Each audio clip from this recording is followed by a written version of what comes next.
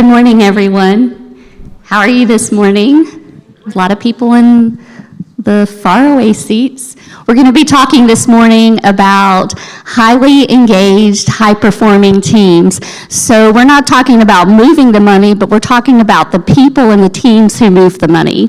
I am joined today by an amazing panel, Sarah Owen, Jodi Durst, and Tina Reese. I'm going to let them do a brief intro, and then I will set the stage for our topic today. Is this on? Yeah. Thank you, Polly, and I am so excited to be here and be with this panel. This is kind of fun, actually.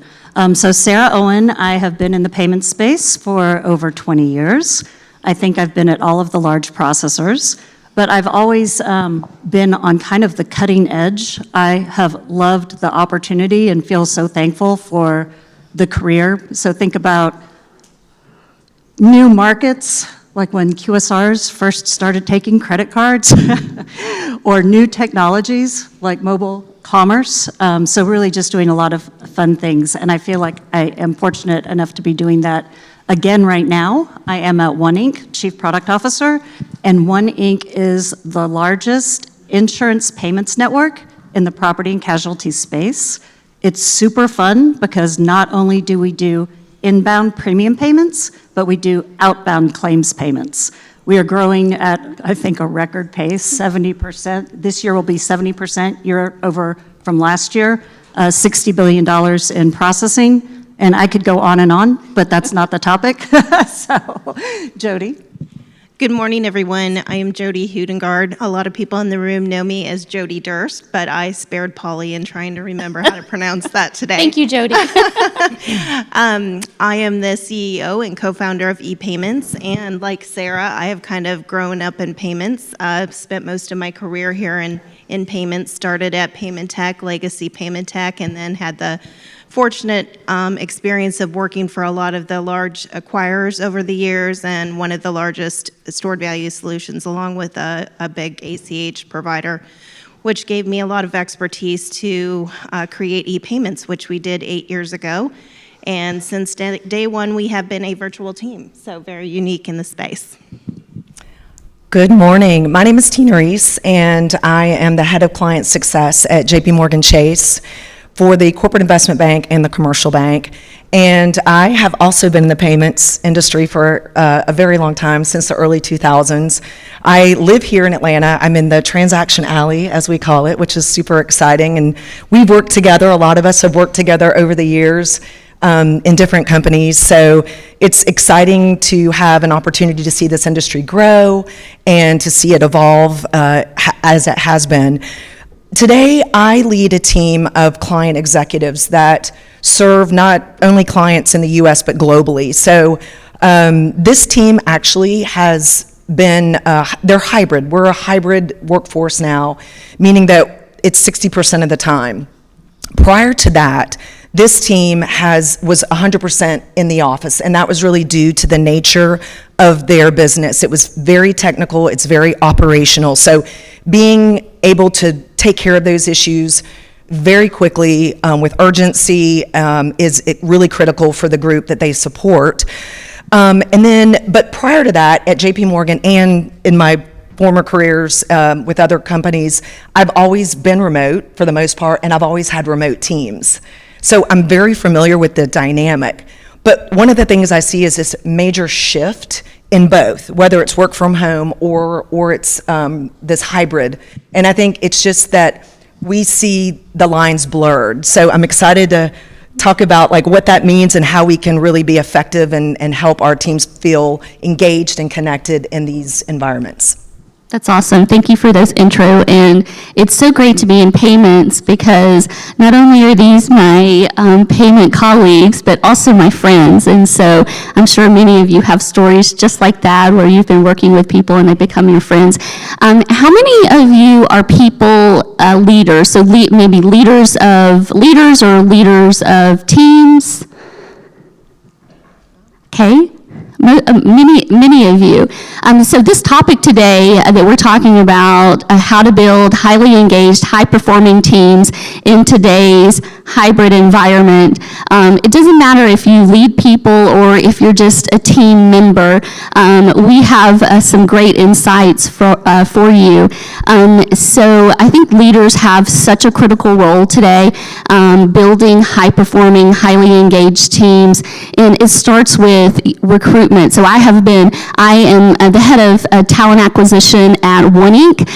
So Sarah and I work together, and so I've had the pleasure of now with One Inc., but for the past almost 15 years in payments, building teams for payments organizations. And so it starts with the recruitment, but it's also onboarding people and making sure that's strong.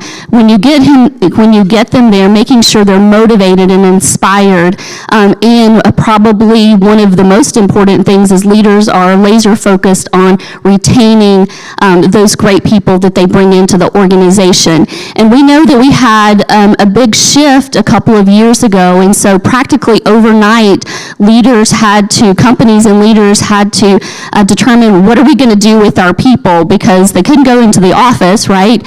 And so we had to shift almost instantly to get people into a remote working environment. And then now, so a couple of years later, we're now in the kind of controversial topic of people returning to work. And so we have teams that some are remote, some are hybrid. You've got leaders with teams spread all across the country, some globally. You're trying to, as a leader, juggle all of that. So we're going to talk about how to engage teams, how to build teams today with this amazing panel. So Jodi, I'm going to start with you. Just kind of level set for us. What is team engagement and why is it important? Perfect. I think team engagement really has three components. So it's how the team engages with themselves, how they engage with senior leadership, and then how they engage with your company and your brand. In the world we live in today with social media, it's definitely something you need to take into consideration is your brand and your company yourself. I think we did some unique things at ePayments in the sense that we have a unique strategy that everybody gets to participate in the exit. So they all feel like they're participating in building something special. So everybody feels like it's their company that they're building and comes to the day building something together. We also have a unique structure in that we have a lot of very senior people, and it's a very open situation where anybody could call anybody at any time and mentor the new people that don't have experience and really kind of shelter and guide them along. And we've been very lucky to create an environment where it's not competitive against each other either. Everybody's got their area of specialties from coming up in the industry since having a lot of experience. So I think it's those three components that you look at. And your team today is all remote, okay? Have been since day one. So we teased when the pandemic hit, we were built for it. That's awesome. I was Hey, going you to gonna add add on a little bit. I'm glad to hear Jodi say that about the competition, because ever since I started managing or even having colleagues, I'm a competitive person, but I'm going to keep that for my competitors. Right. So take any of that energy, and I think that's a really good kind of theme to have at your company, and I think it definitely enhances engagement. That's awesome. Well, Sarah, I'll ask you the next question. You have such an awesome team that you have built across the U.S., and you have stakeholders across the U.S. What are some of the key dynamics of a well-performing, highly engaged team? Thank you, Polly, and Polly's helped me build that team. So a couple things, and I think I want to get this out there because I think if you don't have EQ as a leader, emotional intelligence, I think it's going to be hard to understand the vibes or get the kind of see where your team is going. So I think if you don't, get someone on your team or have a trusted colleague or have your like right-hand person who has EQ so that they can help you along. And then the other thing, I think it's important to start with A players, and Polly has seen this. You know, when folks say, well, not everyone can be an A player. Well, why not? Why not? So the team definitely starts with A players, and if totally willing to coach, create opportunities, really see if someone's in the right role, and if not, move them. But I think that if you expect A players from everyone kind of rises to the occasion. So I will share what I think has really created good engagement, not just on my team, but at One Inc. And it is, one, an encouragement of company culture, and that culture is about stepping up, being there, and working as a team to get things done. But it's also about transparency.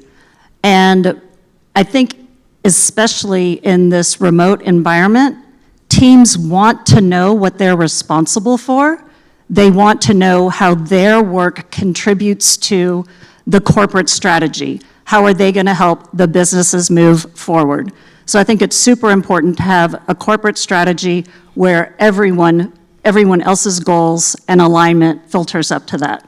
So at One Inc., we actually, and the CEO's here, we launched at the beginning of 2023 our corporate strategy, and what we had are 10 top things that we wanted to achieve in 2023, and it has, our CMO put a picture of a mountain behind it, and so now everyone at the company refers to that as the Magic Mountain, and kind of before they go into any presentation, they refer back to that so that they can tell the rest of the company what they're working on. How does that relate to the Magic Mountain? So that's really awesome, and I think, again, I know my team craves understanding how their work can impact that. And then the other thing I'll just say is one of my favorite quotes by Steve Jobs, and is like a CEO's number one important role is to say no. So I think, especially at One Inc., we are growing so fast and so much is coming at us that if we can help our teams stay focused on the big rocks, they're going to get the more important things done, and they're going to feel that sense of achievement.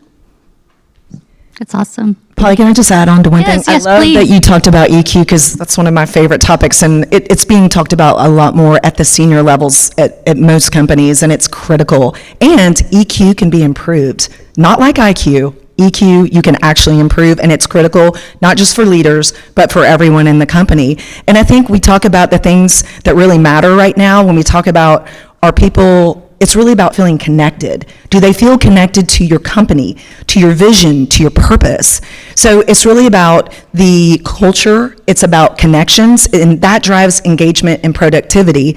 And as I said before, one of the things that we have seen wither is connection because of this, the environments we have been forced to be in. And some companies are still very diversely located and remote, and maybe some of those people don't have connections with anyone in their company, in person. So I think it's about how do we become very intentional in a hybrid environment of creating deep connections with disparate teams. Well, you kind of addressed a little bit around my next question, Tina, but maybe you can build out on this a little bit. So what are some of the top challenges leaders face, especially in a remote and hybrid environment, related to employee and team engagement? Right. And focusing on that connection piece, Right. too, that you said, that you reminded us that was so important. Right. So the future of work is hybrid. There's no doubt. It's a new era, a hybrid. I think we're evolving. It's like 28, 21, 22, 23. It's all going to continue to change, right? So we have to adapt.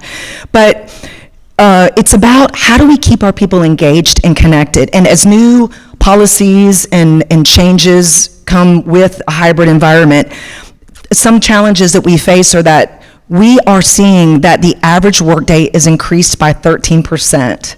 So that's 1 extra hour per day. That's not even the most alarming statistic for me. It's that the actual after hours work has increased by 28%. So think about the Zooms all day and then the endless emails because you've got global customers or global teams. So it just has increased. And because of this, that has led to the fact that people are not spending as much time with their families and their friends. And that whole engagement piece is really falling to the wayside. We've actually experienced the lowest levels of employee engagement ever recorded. So as leaders and as anybody, because it's really all of our responsibility to impact our culture, whether you're there day one or you're the CEO. How do we create meaningful human connection? So I think those are the challenges. So how do we really do that? I have some thoughts about like tactical ways to do that. So I would say one, I have people all over the US and globally, but I make it a point when I go to markets, whether it's a client visit, it's a conference like this, although I live here, but if I go to a different market, I stay an extra day and I'm like coffee, lunch, dinner. I just book people because I'm like, that's an opportunity to have that face-to-face meeting. I bring in my team for the meeting. So I think that's really critical to take that opportunity when you can. Secondly, in many companies, and it could be done in any company, candidly, ERGs or BRGs, employee business groups, business resource groups, that is a great way to have your people connected, not just to their team, but to other parts of the organization. That I know in Atlanta, none of my team or my business is here, but I have an office, a market of 1,600 people, and I'm very active with a lot of those other people. And people they may never otherwise work with. Right. So it's creating learning opportunities because trainings, lunch and learns, anything you can do to create like a deep connection. I think people really do grow and they have this desire for deep connection, and you do that through learning. So that's another example.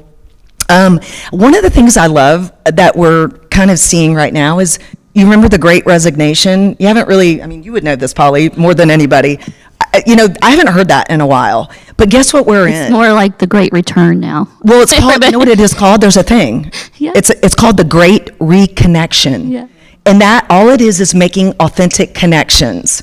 So the definition of this is a rekindling of relationships and a renewed focus on community. I love that. So the bottom line is that we're all human, and at our core, we crave human relationships and authentic connections. And especially now in this time of uncertainty, we have economic uncertainty, we were recovering still from a pandemic. We really have to be intentional about how we do this and how we go about this. So there's so many ways that you can do this in your company.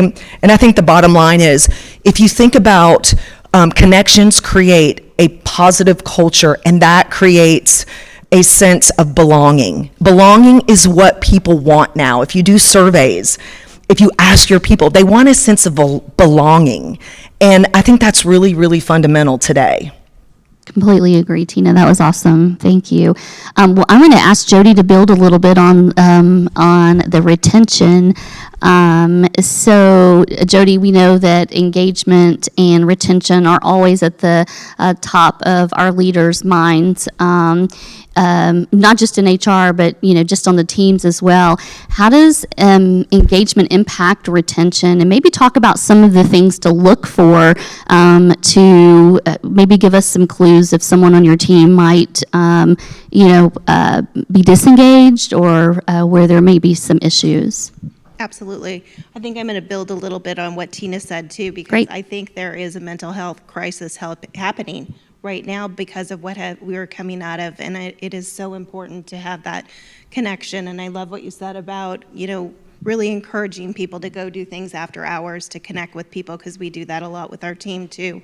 And then also, we're working harder than we've ever worked, and having that home-life balance that we've all, used that buzzwords, but we live and breathe that at our organization. Your family comes first. We are never going to say a word if you take off to be at your child's game or you need to go with your family member. It's just remembering the human factor. I think one of our favorite quotes is that Maya Angelou quote that nobody's going to remember what you said or did, it's how you made it feel. And we live that philosophy every day at our company. It's remembering, they are human beings. They are, in this fight against, everything going on in our world. So I think to answer your question about, signs to look for, it's simple things, like, have I heard from them lately? Reaching out and, like you, stopping to see them when you're in their city. Are they posting on social media? Like, are they engaged? Are they believing in this? Doing little special things like maybe a happy hour at the end of the day, or just things to show you care. We recently had an employee that lost his father, and he is from Italy, so we, gave him that time off, and then also sent him, for some quiet time with his significant other so he could, just have that time alone. But we've seen the flip side too, where we had a very young marketing person that was new to the industry and really wanted to be part of something, and it is really difficult to create that, especially if you don't have the experience in the workforce. So I'd love for you guys to weigh in on how you would create a different scenario there too, because that was one that, we had to pivot and find out a new way to handle the challenge. So we have an internship program, which again, Polly spearheaded, and I might be the biggest fan of the internship program. So this is our second year, and we have 2 interns that turned into full-time employees, hoping one more will. But they are right out of college, right? So they are first job, first payments company, first technology company, and it's all online. So what we do is we set them up with someone else on our team. So not only do they have the support of their manager, but they have that one person who's checking on them, answering questions, and that just helps accelerate the relationship. There's a lot of other things that we do from an overall team perspective, but getting someone who's kind of new, cutting their teeth, I think it's important that they have that extra support. That brings up a great idea. That was one of the things we did. We have tremendous partners, and they have marketing people that it was a marketing person that had expertise, so we just had them starting to engage with them also, and building that mentorship. Yeah, I would just say, I think you have to be very deliberate, and based on your company culture, your size, just whatever your factors are, there is ways that you can foster this culture of connection from day one, right? So mentoring, buddy system, but this culture of connection should be throughout the year. It's not just when they start or a certain point in time, like appreciation weeks, but it's really ongoing, and you should develop rituals and habits for every stage of the employee experience. And I think, Tina, I think you were kind of touching on this, but it's about consistency as well. So it's multiple touch points during the week, multiple times when the team knows they're going to get together, whether that's to talk through objectives or even sometimes just kind of banter. I think we all know that. But one thing that I think is important, because I remember when, before COVID and we all started going online and doing these video calls, I have to admit that I hated it. I was like, another video call? But now I love it, and I kind of get annoyed if someone's not on the video. But one thing that I've done at a couple companies that has really proven to be so impactful is personality tests. And I know we all take them. We've all taken one or the other. It's not just taking them, but it's then putting them into practice. So my 2 favorite are Myers-Briggs and StrengthsFinders. This year in here at One Inc. we do Myers-Briggs, but it's amazing, and we did it in person, but the conversations it brings about and the way that it facilitates an openness and a relationship was just amazing. And then I think if you continue to use that for your manager-employee conversations or even team games and things like that, it's just I feel like it's a quicker way to get to who someone is and trust, and just a really fast way to build those relationships. And then when you know that, you also know how those employees like to be engaged, because some of them do want the happy hour every Friday, and some of them, that's like torture. So you have to like balance it out and know what's going to keep your employees engaged. And I would just say I can't resist this, but we talked about emotional intelligence. So Travis Bradbury is a doctor that has written a book called Emotional Intelligence 2.0, and there's a test. And the great thing about this, I've given it to my kids, I've given it to my leaders, I've given it to my teams, and we have these types of conferences and seminars and webinars internally. The great thing is it gives you strategies and tactics on how to improve your EQ. So that's another great tool that everybody can take advantage of.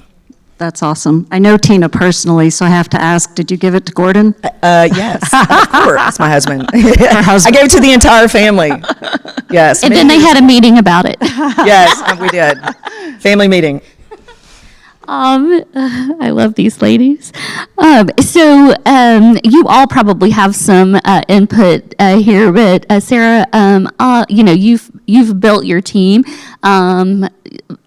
pretty much from scratch since joining. Talk a little bit about some of the important things that you think about with building, or in some cases, I know people have had to rebuild teams, and some of those things could apply there as well. And I know, Tina, you've done a lot around onboarding new people and all of that. So maybe any of you could just talk a little bit about that. I'll start with you, Sarah. I'd love to. And I will say that while I have significantly expanded the team, I was so lucky in that there were 2 vice presidents who worked for me, who had, it's a small but mighty team, but they had hired the best people. And these guys are pretty young in their careers. And I was just so amazed at the culture that they built that I had this enormous responsibility that we have to keep this and grow this. And so we kind of came up with, we call it an unwritten agreement, although going through this panel preparation, I think I might formalize it. But we, as the leaders of the product team, know what the traits are that we want. We know how we want to interact with each other. And so we have this unwritten agreement that it's about trust, it's about transparency, it's about being there for your team members if they need you, and it's about the company and the team more than yourselves. And then I will say, this is kind of funny, because I'm very much about casting a wide net. Actually, One Inc. is very much about casting a wide net, getting the best person in the role, no matter what their background is or what they look like or what have you. But I did at one point, I'm like, okay.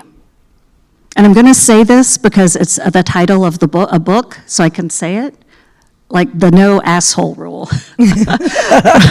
And it's Robert Sutton who published it in the Harvard Business Review and got so many responses back that he ended up turning it into a book, and he teaches at Stanford. At one point, I was like, Polly, is it okay that I don't hire assholes? Do I need that kind of diversity? But we decided no. So really, I think it's just about, again, that hiring the right people and creating that culture and being very cognizant, and as Tina says, deliberate about keeping it that way. And if it starts getting off track, having those conversations to get it back on track. And what I've noticed, if you see it getting off track, it's something's going on in that team member's life. So it's important to notice it and get it back on track. And you never, ever know what people have going on. I mean, some people will share it, but you never know what's going on with family or at home. And so I love that you're sensitive to that. Yeah, I'll just say what I've realized, at least at this firm, I've been here 8 years. So I've had 4 roles. I've led 4 different teams. And what's interesting is the team I have this year is fairly new. I've been leading this team since the beginning of the year. I had a new team last year.